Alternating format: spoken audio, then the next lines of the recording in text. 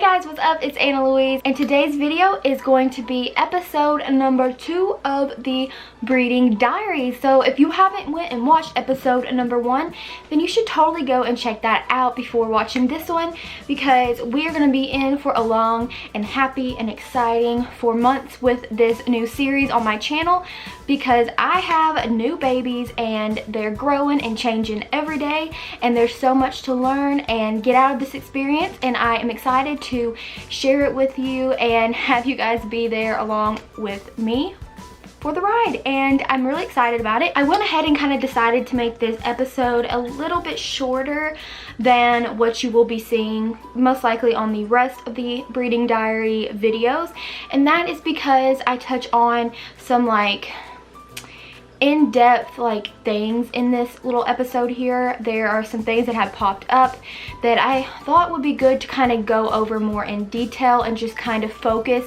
on that one little thing during this little episode. This episode is over a 2-day time period, and it's just documenting some things about swim bladder issues in baby bettas. And swim bladder in baby bettas is totally different from swim bladder in adult bettas. It is a lot more different, really. I mean, it's the same concept kind of, but for babies it's just different, and I will touch a little bit on that right now. So basically, for babies compared to adults, the babies are literally just growing in their organs. They are maturing, they're getting bigger, and they get bigger so fast, and you are definitely going to see this throughout this journey. But like I said, they are growing fast, their organs are growing fast, and a baby betta eats like so much more. I literally can't even sit here and explain how much more a baby betta eats than an adult betta. And so when I'm feeding this, you know, food, the live baby brine shrimp to these babies, I feed a big thing, a big turkey baster full, and it just kind of depends on the quantity that I think they need for the day. It's really a lot of eyeballing, really, truly. Like, when you get used to it, it's a lot of eyeballing. But like I said, since their organs are growing and you have that compared with all the extra food that you feed, it's really easy to overfeed them. And so when that happens, and it don't even have to be you necessarily overfeeding them as much as just how much that they can handle and how much they eat when they should have stopped and they didn't stop. So they can get a little bit of a swim bladder issue, which basically you can see in the babies. You can see their stomach, right? Because like I've pointed out to you guys in some videos, their stomach gets big and plump and round and orange and literally adorable. Like I say, it's one of my favorite things to do, to watch them eat.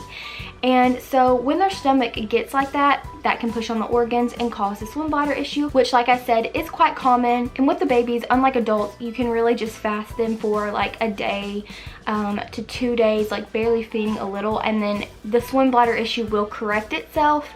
And that is because obviously it's everything with them is going like that fast, like snap of a finger fast. So it really corrects itself really fast compared to adult bettas, because you know, when you have an adult betta that has a swim bladder issue, it could be from overeating like bad foods that aren't as healthy, that have a lot of fillers in them, such as betta pellets and stuff like that.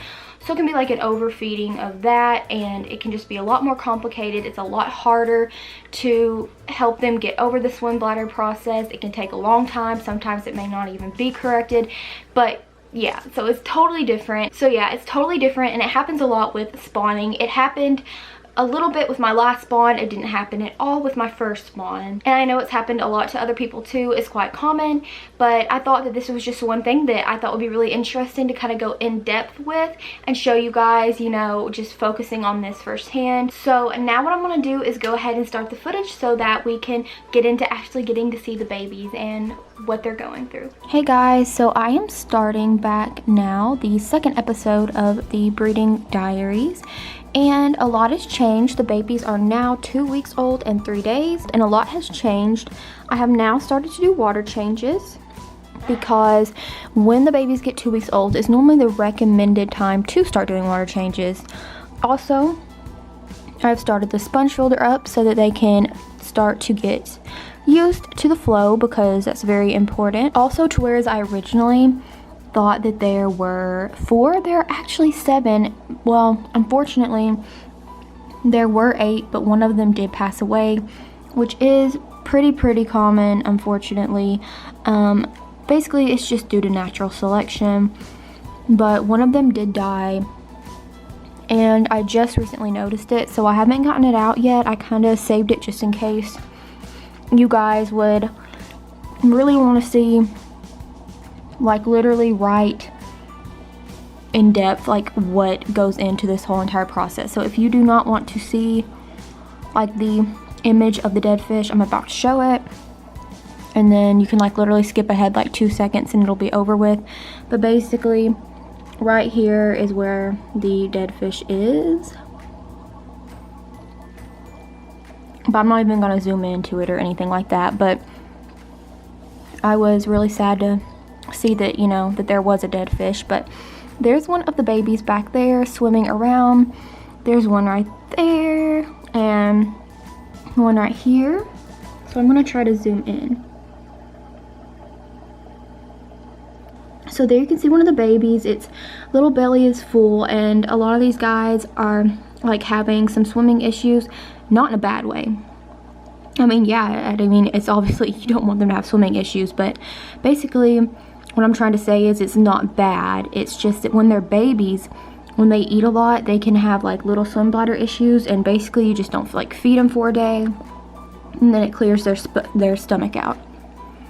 And that actually happened with my last spawn, and I just fasted them and then they got better.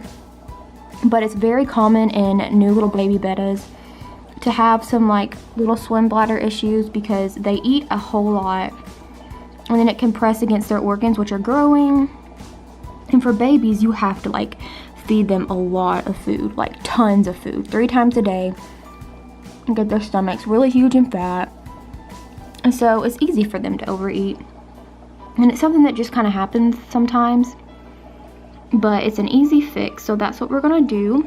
Here's one of the big boys, or girls, obviously I don't know their gender, but like I said, there are 7, and there are, right now, there are 5 big ones and then 2 really small ones. But like I said, I've done the water change, and now I just have to wipe off the glass right here, and I'm going to do some spot cleaning over here. So that is what I'm going to do right now, because I am really wanting to work on a clean tank, and I'm going to get this dead baby out.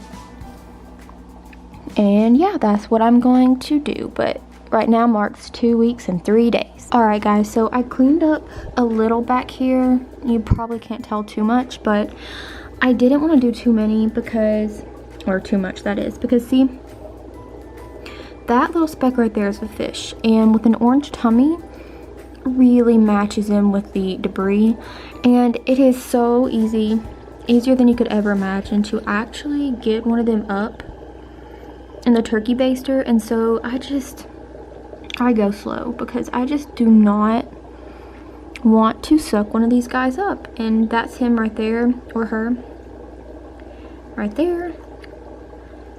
There's a big baby there, a big baby there, a big baby back there. But like I said, I did clean up a little bit, and that's pretty much it for the night. There goes one right there, but I will check in with you guys later. Alrighty guys, so the babies are doing tons better today. They have been swimming around a lot. Like, I am able to see them all the way over from my couch, you know, just swimming and doing great, as they should be. So I fasted them last night. There's one right there, there's one right there. Yeah, so I fasted them last night. They've been fasted throughout the day. They are getting a lot better. So I think what I'm gonna do is I've decided to let them go for one more night. One of the smaller ones right there. There's another big one. So I'm thinking I'm gonna let them go for one more night, because I think then they should be good if I just let them go for one more night. But this is just a classic example of how babies can easily overeat, but it can be fixed pretty easily.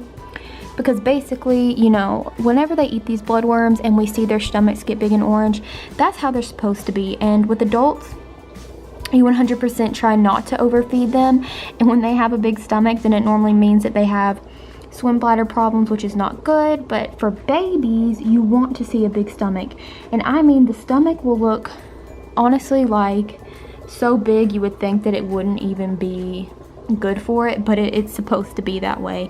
And I find that these differences are so interesting, and I just thought it would be really awesome to share with you guys. So I mean, everything is different with babies than it is with adults, and that's all part of the fun of messing around with babies. You get a lot of good learning experiences and things like that, which I'm so thankful for. And I'm just glad that these babies are doing good, because even though it's very common and easy to treat with these babies, I still obviously don't like to see them being too full. Basically, it's the equivalent of us humans eating too much and getting a stomach ache. We feel sick, like we gotta throw up, and they're just kind of like, ugh, I can't swim. This is too much. I ate way too much. But as you can see, they're doing pretty good. I'm thinking that their form looks really good as well. I'm able to see that, from what I can tell, at least right now at this stage, I do not have any with crooked spines or anything like that. So that's very good. And honestly, I'm still making the decision whether to feed them anything tonight or not. It's kind of, I feel like it can kind of go either way, but I really just want to make the best decision for them. So trying to think about it. I will make the decision here in a few minutes, because it is pretty late at night. I mean, not too late, but it's getting close to where I need to go actually lay down in the bedroom. It's been a long day today, and these little guys, I've seen a few like kind of pick around like they're looking for food, so I may go ahead and give them like literally the tiniest portion of food. But anyway, this is basically what I was wanting to show you. And once again, it's so hard to count the babies. I know so far there's 1, 2, 3. I think there's one behind there to make 4, and that one makes 5. But then again, I may be wrong. But I'm telling you guys, and you will never ever like know the struggle unless you breed.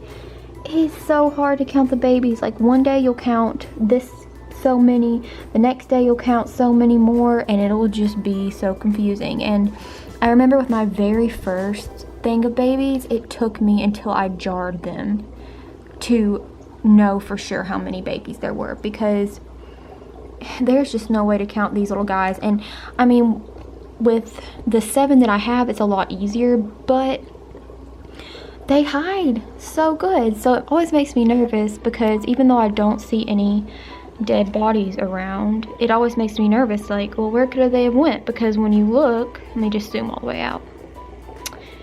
Alright, so like when you just look at the tank like this, you would think, shouldn't you be able to tell? But no, it's not that easy. But of course there's that one swimming around there. See, he's still, I mean, they still struggle like a tiny bit, but whoa, he's racing through there. But guys, they go even faster than this. Like, this guy's racing pretty fast.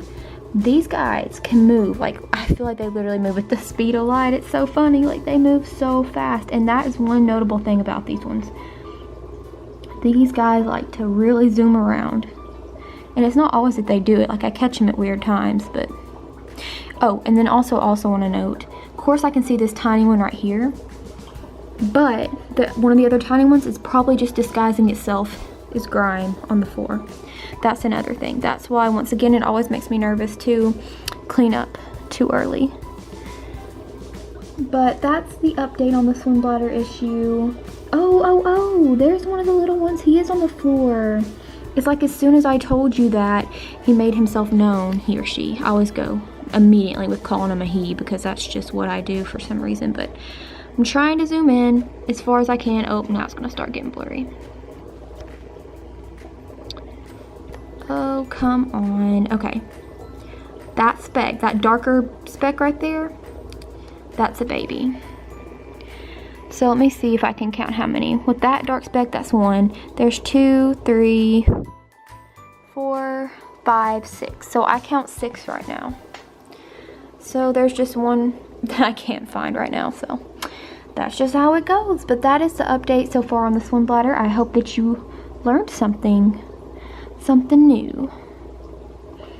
The other breeding diaries will probably 100% be longer than this. I just wanted to touch specifically on the differences between swim bladder and babies versus adults. So that's why this one's a little bit more shorter and more like precise. Alright you guys, so I really hope you enjoyed this video. I hope you got to get a really good look at the babies and just kind of have more knowledge into what swim bladder is with the babies compared to adult bettas. I hope you enjoyed it. Make sure to please go check out my merch. I do have merch on this website right here. It will also be in the iCards above and on the end screen.